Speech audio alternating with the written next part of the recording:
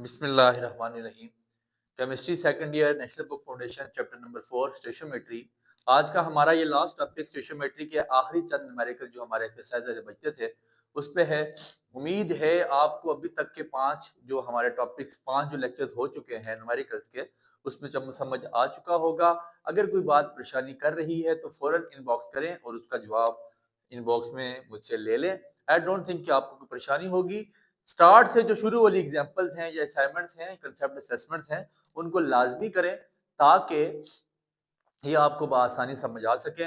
आगे वाली ये जो है इनमें इतनी कोई मुश्किल चीजें नहीं है, इंपॉर्टेंट तो हैं, लेकिन वही बात नंबर ऑफ मोल्स मॉलिक्यूल्स ही निकालने हैं आपके पास। क्वेश्चन नंबर 10 हम स्टार्ट करते हैं। न्यूमेरिकल नंबर 10 कहता है graphite is crystalline form of carbon used in lead pencil. How many moles are present. Number of mole निकालने सर, सीधी सी बात। नंबर ऑफ मोल्स किसके इक्वल होता है? मैथ और मोलर मैथ के। ये आप खुद भी बता सकते हैं। तो मैथ आपके पास कितना गिवन है? 315 मिलीग्राम। सर मिली में नहीं होना चाहिए, कितने में होना चाहिए? ग्राम में। तो मैं इसको 315 को डिवाइड बाय 1000 करा दूंगा, तो ये मेरे पास कितना आ जाता है? 0.315 ग्राम। ठीक हो गया। और फिर मोल इसके graphite use form of carbon use in lead pencil. तो मैथ ऑफ ग्रेफाइट आपके पास आ चुका है कार्बन में, और मोलर मैथ निकाल दिया आपने कार्बन का। मोलर मैथ ऑफ कार्बन कितना है? 12। तो number of moles is equal to mass over molar mass. Mass कितना आ गया? 0.315। मोलर मैथ आपके पास आ गया 12। Your answer would be 0.0206 mole. हाँ ठीक है। दूसरी बात आपने निकालनी है, how many carbon atoms are in it. कितने कार्बन एटम पाए जाएंगे? तो हमें पता है 1 mole of carbon is equal to 6.02 cross 10 की पावर 23 एटम्स होते हैं। अवोगाड्रो नंबर 1 मोल आपको पता है अवोगाड्रो नंबर के इक्वल होता है। तो आपके पास जितने मोल हैं 0.0206 ऑफ कार्बन किसके इक्वल हो जाएगा? 0.0206 क्रॉस 6.02 मल्टी इसको अवोगाड्रो नंबर के साथ हम मल्टीप्लाई करवा देंगे, तो हमारा आंसर आ जाएगा 1.57 क्रॉस 10 की पावर 22 मॉलिक्यूल्स। ठीक है, बहुत इजी था, बहुत छोटा सा न्यूमेरिकल। फिर कहता है numerical number 11 manganese is a transition metal essential for the bone growth. Calculate mass आप निकालो मैग्नीशियम का, और नंबर ऑफ एटम आपने मैग्नीज में कितने दिए हैं? नंबर ऑफ एटम्स हमारे पास गिवन है मैंगनीज के 3.22 क्रॉस 10 की पावर 20, और atom found in 1 kilogram of bone. ठीक है जी, कितने किलोग्राम आपके पास? 1 किलोग्राम बोन में कितना पाया जाता है? एटॉमिक मैस हमें पता है मैग्नीज का कितना है। एटॉमिक मैस वो होता है 55 ग्राम पर मोल। तो 1 मोल ऑफ मैंगनीज, वही बात, 1 mole of manganese is equal to Avogadro number 6.022 cross 10 की पावर 23। ठीक है, और बेसिकली ये उसके एटॉमिक मास के इक्वल है, और मैंगनीज का Mn का एटॉमिक मास आपके पास कितना है? 55 ग्राम। ठीक हो गया। तो हमने क्या कर देना है, हमारे पास नंबर ऑफ एटम कितने के बने? 3.22 क्रॉस 10 की पावर 20। ठीक है, तो इसको हम क्या कर देंगे? 3.22 क्रॉस 10 पे एटम मैंगनीज इधर भी मल्टीप्लाई करवा दें, और यहाँ पे आपने उसको डिवाइड करा देना। नंबर ऑफ एटम को आपको पता है, नंबर ऑफ एटम गिवन हो 3.22 क्रॉस 10 की पावर 20 डिवाइड बाय अवोगाड्रोस नंबर। ठीक है,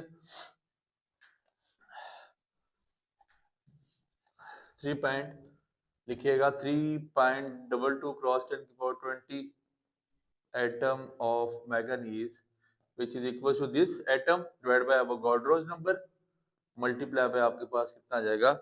उसका जो एटॉमिक मास है, तो ये गलबन डिवाइड करा के आपके पास आंसर 0.0294 ग्राम आता है। इस पे मैं इतनी ड्रैगिंग तब भी नहीं कर रहा कि ये न्यूमेरिकल्स शुरू से अभी तक बहुत यूज टू आप भी हो चुके होंगे अगर आपने रेगुलर किया है, और हम भी यहाँ तक बहुत ज्यादा यूज टू हो चुके हैं। न्यूमेरिकल नंबर 12 इस कड़ी का मोस्ट इंपॉर्टेंट न्यूमेरिकल, और ये न्यूमेरिकल आपको इस दफा 2025 के फर्स्ट एनुअल में आया हुआ भी है। कहता है how much mass of excess reactant left after 40 gram of aluminium metal reacts with 196 gram of H2SO4।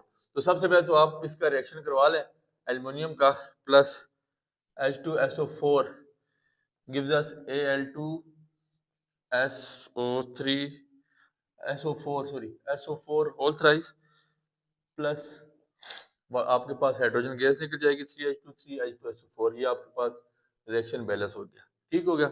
अब आप देखें आपको अगली क्या क्या चीजें गिवन है और साथ साथ उसको कवर करते जाएं। कहता है आपके पास मास ऑफ एल्युमिनियम गिवन है। मास ऑफ एल्युमिनियम कितना है 40.5 grams. Mass is equal to 40.5 grams. Atomic mass of aluminium हमें पता है कितना होता है, atomic mass which is equal to 27 gram per mole. ठीक है, बेसिकली एटॉमिक मास या मोलर मास एक ही बात है। तो हमने नंबर ऑफ मोल्स निकालने हैं, किसके इक्वल होता है मास ओवर मोलर मास या एटॉमिक मास। तो 40.5 divide by 27 which is equal to मेरे पास कितने आ जाएंगे 1.5 मोल। बाकी सारी बात रिएक्शन से वही चीज निकली है, रिएक्शन को आपने बड़ी अच्छी तरह समझना है। ये पहले हमने किसके निकाल दिए, एल्युमिनियम के। अब मेरे पास मास ऑफ H2SO4 भी गिवन है। H2SO4 का मास मेरे पास कितना है 196 ग्राम। मोलर मास या atomic mass of H2SO4 hydrochloric acid मेरे पास कितना आ जाएगा 98 ग्राम पर मोल। ठीक है, मतलब हाइड्रोजन का एक, सल्फर का और ऑक्सीजन का, सल्फर आपके पास 32 आ जाता है, ऑक्सीजन 16 है, 16 दर पे 4 64 64 32 आपके पास कितना हो जाता है 96 और 2 98 आपके पास आ जाता है। ठीक है, तो नंबर ऑफ मोल्स हमने निकालने हैं which is equal to mass over molar mass 196 over 98। बच्चे ये चीजें कर करके बहुत ज्यादा हम यूज टू हो चुके हैं, तो आपके पास कितना आ जाता है 2 मोल। ठीक हो गया। अब अगली बात, दोनों के हमने मास निकाल दिया, मास दोनों के गिवन थे, हमने नंबर ऑफ मोल निकाल दिए, यहां तक कोई प्रॉब्लम नहीं है। कहता है how much mass of excess reactant left. जो आपके पास लिमिटिंग रिएक्टेंट था उसमें, नॉन लिमिटिंग रिएक्टेंट था उसमें आपके पास कितना मास ज्यादा, मतलब लेफ्ट का मतलब है how much mass of excess reactant left, कितना मास बचा after 40.5 gram of aluminium metal react with 196 gram of H2SO4 उससे रिएक्ट होने के बाद। तो हमने मास दोनों गिवन थे, फिर हमने नंबर ऑफ मोल्स निकाल दिया। अब हम लिमिटिंग रिएक्टेंट की डिटरमिनेशन करते हैं। लिमिटिंग रिएक्टेंट की डिटरमिनेशन के लिए यहाँ पे आप देखें एल्युमिनियम में कितने मोल हैं, दो। 2 मोल ऑफ एल्युमिनियम कितने मोल ऑफ हाइड्रोजन प्रोड्यूस कर रहा है आपके पास 3 मोल। मतलब एल्युमिनियम और हाइड्रोजन का आपने कंपैरिजन कराना है। एल्युमिनियम के मोल 2 हैं, हाइड्रोजन के 3 हैं। 1 मोल ऑफ अगर एल्युमिनियम हो जाए तो हाइड्रोजन 3/2 हो जाएगा। इसको मल्टीप्लाई करवा दें, जो इसका मोलर मास आया हाइड्रोजन का, यहाँ पे किसका एल्युमिनियम का, वो कितना है 1.5। 1.5 multiply by 1.5 which is equal to 2.25। ठीक हो गया, ये आपके पास एल्युमिनियम का आ गया। फिर इसी तरह किसका कंपैरिजन करवाएंगे हम, पहले हमने एल्युमिनियम का करवा दिया हाइड्रोजन के साथ।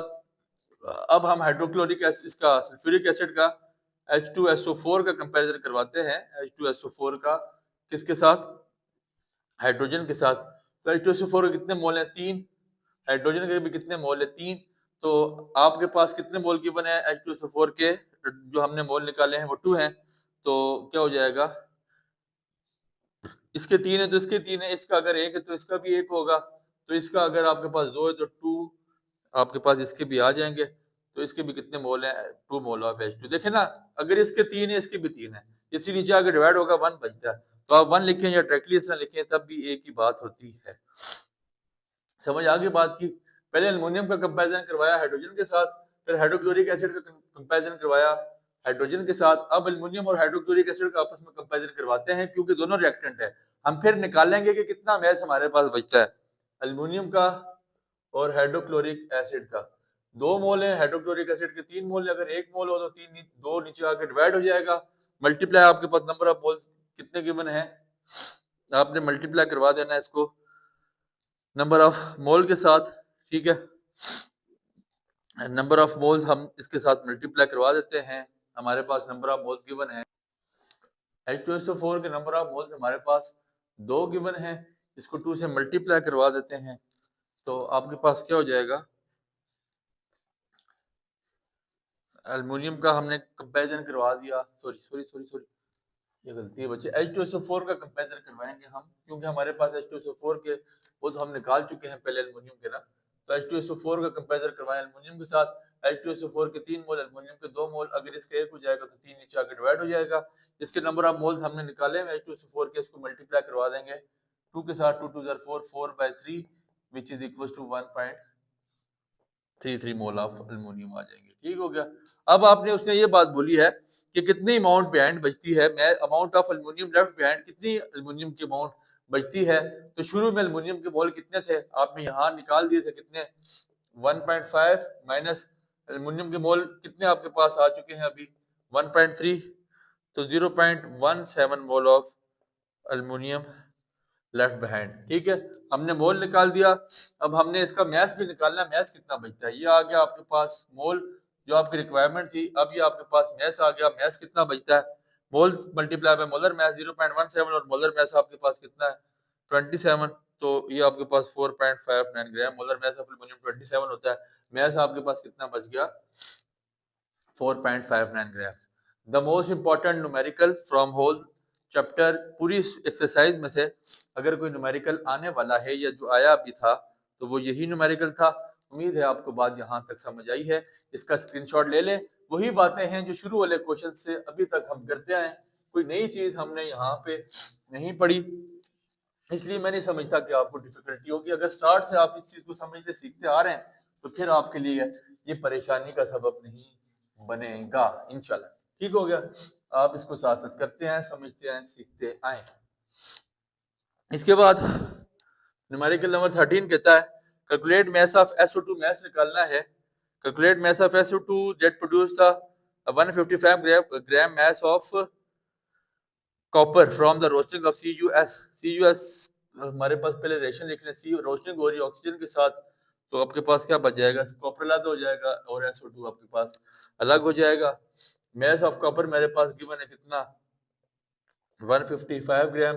एटॉमिक मास या मॉलिक्यूलर मास मेरे पास मोलर मास मेरे पास क्या होता है कॉपर का, मोलर मास होता है 63.5। तो मैंने क्या निकाले नंबर ऑफ मोल्स, वही बातें बचे, किसके इक्वल होता है मास ओवर मोलर मास के, मास आ गया 155, मोलर मास आ गया 63.5, डिवाइड कराएंगे आपके पास आंसर आ जाएगा 2.44 मोल। ठीक हो गया। अब आपने क्या करना है calculate mass of SO2, SO2 का हमने मास निकालना है, पहले उसके हमारे पास मोल निकालने पड़ेंगे, मोल नहीं है। SO2 का मैं कंपैरिजन करवा दूंगा किसके साथ, कॉपर के साथ। ठीक है, 1 मोल ऑफ कॉपर है, बल्कि आप ऐसे लिखें जैसे अभी तक करते हैं, कॉपर का 1 मोल और SO2 का भी 1 ही मोल। कॉपर का मोलर मास आपके पास कितना आ गया 2.44, तो SO2 का भी मोलर मास आपके पास कितना हो जाएगा, दोनों के मोल सेम है तो दोनों का मोलर मास सेम होगा। तो हमने मास निकालना है, mass is equal to molar mass multiply by number of moles. 2.44 आपके पास मोलर नंबर ऑफ मोल्स है और मोलर मास इसका आ जाता है 64, क्रॉस करवा दें 156.16 आपका आंसर आ जाता है। फिर इसके बाद क्वेश्चन नंबर 14 कहता है SO2 is air pollutant, it contribute to acid rain, it, अच्छा पहले सर जो भी है पहले रिएक्शन लिखा करें, SO2 plus NaOH gives us Na2SO3 plus H2O। ठीक है, controlled by absorbing it in a base of NaOH sodium hydroxide, calculate mass of SO2। वही बात सर, मोलर मास निकलेगा, मोल निकलेगा, तो मोलर मास तो हम निकाल ही लेंगे, उसको आपस में मल्टीप्लाई करा देंगे तो हमारे पास आराम सुकून से क्या आ जाएगा, मास आ जाएगा। मेरे पास मास गिवन है किसका, सोडियम हाइड्रोक्साइड का। सोडियम हाइड्रोक्साइड का मास कितना गिवन है 33 ग्राम्स। इसका मोलर मास कितना होता है सोडियम हाइड्रोक्साइड का 40, तो इसके नंबर ऑफ मोल्स में निकाल सकता हूँ। नंबर ऑफ मोल्स, बच्चे वही बातें बार बार करवाई जा रही है, 33/40 व्हिच इज इक्वल 0.825। ठीक हो गया। इसके बाद कंपैरिजन करवा रहे हैं, 2 मोल है NaOH के और आपके पास SO2 के कितने मोल हैं, 1 ही मोल आपस में। NaOH का मैंने क्या निकाला है, मोलर नंबर ऑफ मोल्स निकाले हैं। बस आपको पता कैसे चलना है किसके साथ कंपैरिजन करवाना है, जिसके आपके पास नंबर मोल ऑफ गिवन हो ना, उसी के जिसके आप में निकालने हो और जिसके गिवन हो उन दोनों का आपस में कंपैरिजन करवा लें। ठीक है, SO2 2NaOH के 1 मोल है, इसका मतलब NaOH के 2 मोल है, SO2 के आपके पास 1 मोल है। अगर इसका 1 हो जाएगा तो 2 यहाँ मल्टीप्लाई और नीचे आके डिवाइड हो जाएगा, इसको मल्टीप्लाई करा दें इसी के मोलर मास के साथ जो आप निकाल के आए हैं, वो कितना आपके पास आ जाता है, मोलर मास आपके पास आ जाता है 0.412। ठीक हो गया। तो mass of SO2, mass of SO2 जो हमने निकालना है, molar mass multiply by number of moles multiply by molar mass आपके पास 64 आ जाता है which is equal to 26.4 grams. ये आपके पास न्यूमेरिकल नंबर 14 का सॉल्यूशन आ गया। न्यूमेरिकल नंबर 15 आखिरी है और इसके बाद हम इस न्यूमेरिकल के झंझट से हमारी जान छूट जानी है। ये मैं कहता हूँ आपके जिम्मे डालें, लेकिन फिर मुझे इस चीज़ का दुख है कि एक दो न्यूमेरिकल जो आपके जिम्मे डाले गए उसमें भी बड़े ग्रुप में मैसेज थे, पर्सनल इनबॉक्स में मैसेज आए हुए थे सर कि फलान भी करवा दें, वो आपने नहीं करवाया तो वो हमसे नहीं हुआ। ठीक है, हो सकता है कि शायद मेरे समझाने में फॉल्ट है, तो लेकिन चले कोशिश करते हैं कि आपको समझ आ जाए। कहता है जी पोटाशियम सुपर ऑक्साइड, पूरी पूरी स्टेटमेंट्स में अगर मैं लिखने बैठ जाता हूँ ना तो देखें बहुत टाइम लगता है। ये मोबाइल में स्टेटमेंट्स हैं, मैं यहाँ से रीड आउट करता जाता हूँ, आप अपनी बुक सामने रखा करें और उसको चीज़ों को साथ साथ लेके फाइनलाइज करते जाया करें। ठीक है, कहता है potassium super oxide is used as a source of oxygen in the breathing mask. आपके पास क्या गिवन है, +2 H2O gives us potassium hydroxide super oxide given था +3 मोल ऑफ ऑक्सीजन निकलेंगे, 4 mole of potassium hydroxide. Identify the limiting reactant in the given mixture, आपके पास 6.4 moles given है और ऑक्सीजन के भी नंबर ऑफ मोल्स मेरे पास गिवन है। ठीक है, क्या कहता है 6.4 moles of KO2 and 2.1 mole of water. ठीक है, वो बात की बात, नंबर ऑफ मोल गिवन दे दी, पहले हम कंपैरिजन करवाते हैं KO2 का किसके साथ, ऑक्सीजन के साथ। KO2 के कितने मोल हैं 4, ऑक्सीजन के कितने मोल हैं 3। ठीक हो गया, तो अगर KO2 का 1 हो जाएगा, 4 नीचे इधर मल्टीप्लाई नीचे आकर डिवाइड हो जाएगा, मल्टीप्लाई पे जो इसके आपके पास नंबर ऑफ मोल्स गिवन है KO2 के कितने 6.4, तो ये आपके पास आंसर आ जाएगा 4.8 मोल ऑफ ऑक्सीजन। ठीक हो गया। अब इसी तरह वाटर का कंपैरिजन हमने करवाना ऑक्सीजन के साथ।